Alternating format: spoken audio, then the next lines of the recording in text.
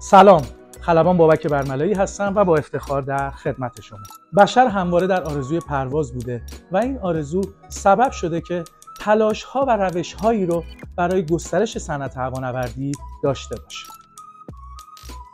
در حال حاضر صنعت هوانوردی به دو بخش بازرگانی و عمومی تقسیم بندی میشه. حال ما می‌خوایم در مورد بخش صنعت هوانوردی عمومی یا جنرال اوییشن و هواپیماهای شخصی با شما صحبت کنیم. در تمام دنیا سهم هوانوردی عمومی سهم بسزایی از این صنعت می باشه و اما در ایران نیز به تازگی و با حمایت‌های صورت گرفته این سهم رو به افزایشه. در ایران فعالیت‌های هوانوردی عمومی و خلبانی شخصی رو در حوزه‌های آموزشی و حوزه‌های تفریحی میتونیم در حال حاضر تقسیم بندی کنیم.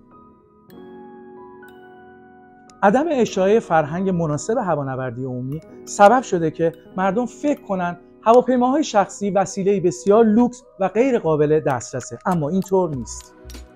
در حال حاضر اشخاص میتونن با دریافت گواهینامه خلبانی شخصی با هزینه بسیار معقول و مناسب نسبت به خرید و یا حتی اجاره این هواپیماها اقدام بکنن و حتی میتونن با دریافت گواهینامه‌های مناسب در شرکت‌هایی که در این حوزه در سراسر کشور فعالیت میکنن به استخدام در بیان و مشغول به فعالیت و کار بشن.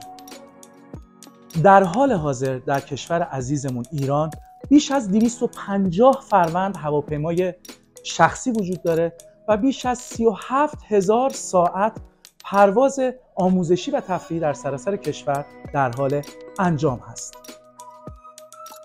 شما عزیزان میتونید جهت مشاوره رایگان در این حوزه با ما در ارتباط باشید. منتظر دیدارتون هستیم.